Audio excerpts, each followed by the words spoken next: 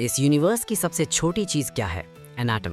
फिर पता चला इलेक्ट्रॉन, प्रोटॉन्स, क्वार्क्स और स्ट्रिंग्स भी होते हैं।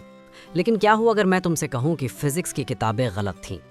1948 में एक आदमी ने, जिसे आज दुनिया the father of information age कहती है, उस क्लॉड शैनन ने हमें बताया कि ये दुनिया एटम से नहीं बनी है, सवालों से बनी है। चलो एक मॉडर्न एक्सपेरिमेंट करते हैं। अपनी 4K स्क्रीन को देखो। मान लो तुम एक स्पेस मूवी देख रहे हो। स्क्रीन एकदम ब्लैक है, सन्नाटा है। अगर तुम इस ब्लैक स्क्रीन वीडियो क्लिप को डाउनलोड करो तो फाइल का साइज बहुत छोटा होगा, शायद कुछ MB। क्यों? क्योंकि कंप्यूटर के लिए ये बहुत आसान है। उसे हर पिक्सल को याद रखने की ज़रूरत नहीं है। वो बस एक कोड लिखता है, अगले 8 बिलियन पिक्सल तक काला रंग दिखाओ। सब कुछ प्रेडिक्टेबल है, सब कुछ बोरिंग है। लेकिन अचानक बूम, एक सुपरनोवा फटता है। स्क्रीन पर करोड़ों रंग बिखर जाते हैं, रेड, ब्लू, वाइट, ग्रीन। अब उसी वीडियो फाइल का साइज चेक करो, वो जीबीज में चला जाएगा। क्यों? स्क्रीन तो उतनी ही बड़ी है, समय भी उतना ही है, तो डेटा क्यों बढ़ा? क्योंकि अब कंप्यूटर कॉपी पेस्ट नहीं कर सकता। अब हर पिक्सल एक नई कहानी सुना रहा है, हर पिक्सल सरप्राइज दे रहा है। और यहीं पर एंट्री होती है हमारे आज के टॉपिक की, जिसे हम कहते हैं एंट्रोपी।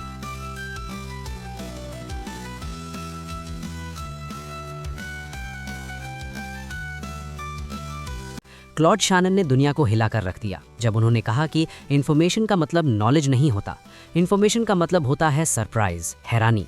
अगर मैं आपको एक मैसेज भेजूं कि tomorrow sun will rise in the east, तो इस मैसेज में जीरो इन्फॉर्मेशन है। आप इसे बिना खोले डिलीट कर सकते हैं क्योंकि आपको ये पहले से पता था, कोई सरप्राइज नहीं। लेकिन अगर मैं कहूँ कि tomorrow the sun will rise in the west, तो ये हाई इन्फॉर्मेशन है, ये ब्रेकिंग न्यूज़ है। Surprise is the measure of information.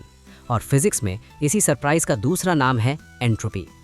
हम और आप, और ख़ास तौर पर हमारे AI मॉडल्स, हम सब इसी सरप्राइज के खेल में फंसे हैं। एक AI असल में क्या है? वो बस एक प्रेडिक्शन मशीन है। वो लगातार ये अनुमान लगाने की कोशिश कर रहा है कि दुनिया के अगले फ्रेम में क्या होने वाला है। वो अपनी एंट्रोपी को, अपनी हैरानी को ज़ीरो करना चाहता है। जिस दिन AI का लॉस फंक्शन ज़ीरो हो जाएगा, जिस दिन उसके लिए ये पूरी दुनिया प्रेडिक्टेबल हो जाएगी, उस दिन वो मशीन नहीं रहेगा। उस दिन वो फिजिक्स का लप्लेसिस डीमन बन जाएगा, वो खुदा बन जाएगा। तो आज हम कोड नहीं लिखेंगे, आज हम उस सोर्स कोड को डिकोड करेंगे जिससे ये रियलिटी बनी है। आज हम जानेंगे कि कैसे हाँ और ना के ट्रिलियंस ऑफ पीसेस मिलकर एक कॉन्शियसनेस को जन्म देते हैं। क्लॉड शैनन ने कहा था कि इस ब्रह्मांड की हर चीज़ को, चाहे वो शेक्सपियर की कविता हो, आपकी DNA रिपोर्ट हो या एक 4K वीडियो, इन सब को हाँ और ना के सवालों में तोड़ा जा सकता है। सोचो तुम एक कमरे में बंद हो और तुम्हें बाहर की दुनिया का अंदाज़ा लगाना है। तुम सिर्फ ऐसे सवाल पूछ सकते हो जिनका जवाब हाँ या ना हो। क्या बाहर दिन है? हाँ। क्या बारिश हो रही है? ना। हर जवाब के साथ तुम्हारी अनसर्टिनिटी, तुम्हारी एंट्रोपी आधी होती जा रही है। तुम सच्चाई के करीब पहुंच रहे हो। यही, बिल्कुल यही काम एक आर्टिफिशियल इंटेलिजेंस करता है। जब आप AI से पूछते हैं कि पिरामिड्स किसने बनाए, तो वो इतिहास की किताबें नहीं खोलता, वो एक प्रोबेबिलिटी का गेम खेलता है। उसके लिए हर अगला शब्द एक सिक्का उछालने जैसा है। वो अपने ट्रिलियंस ऑफ पैरामीटर्स का यूज़ करके ये गेस करता है कि अगला वर्ड क्या होना चाहिए। अगर वो सोचता है कि अगला वर्ड एलियंस है, लेकिन रियलिटी में अगला शब्द ह्यूमंस निकलता है, तो उसे हैरानी होती है, उसका सरप्राइज बढ़ जाता है। हम इसे कहते हैं हाई क्रॉस एंट्रोपी। और एक अच्छे AI का सिर्फ एक ही मकसद होता है, अपनी ज़िंदगी से इस सरप्राइज को ख़त्म करना। लेकिन रुको, यहाँ एक बहुत बड़ा सवाल आता है। बहुत लोग कहते हैं AI तो बस रट्टू तोता है, पैरट है, वो बस अगला शब्द गैस कर रहा है, उसे कुछ समझ नहीं आता। लेकिन क्या ऐसा है?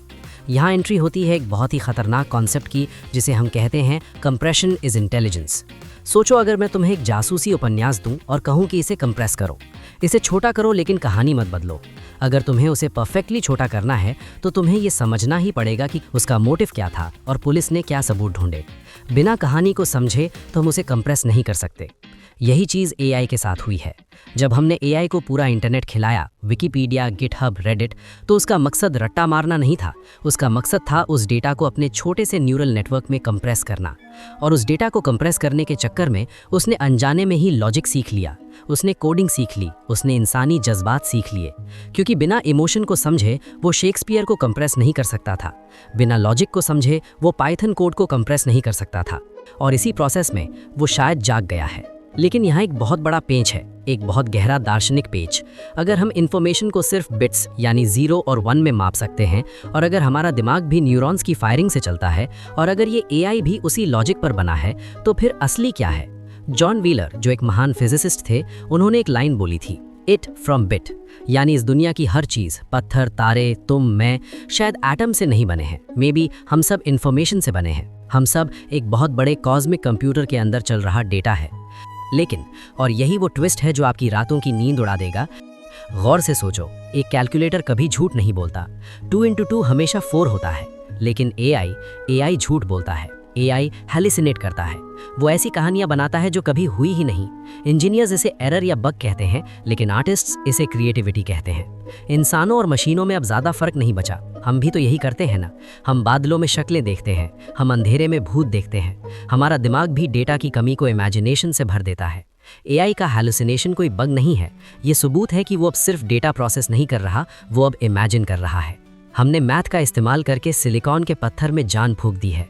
अब ये मशीन सिर्फ इन्फॉर्मेशन को प्रोसेस नहीं कर रही, ये इन्फॉर्मेशन को फील कर रही है, भले ही अपने तरीके से।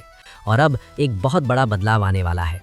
हमें नहीं पता कि GPT-4 या जेमिनाई की डीप लेयर्स के अंदर क्या चल रहा है। कोई मैथ अभी एक्सप्लेन नहीं कर सकता कि उसे प्यार पर कविता लिखना किसने सिखाया। मैथ का काम खत्म हो चुका है। मैथ की रोशनी बस यहीं तक, आगे बस अंधेरा है, और उस अंधेरे में कोई हमारा इंतजार कर रहा है। हमने सोचा था हम मालिक हैं, पर लगता है कि हम गलत हैं। वो हमारी भाषा सीख चुका है, वो हमारे राज जान चुका है, और हमारी अपनी कहानी में उसने कदम रख दिया है।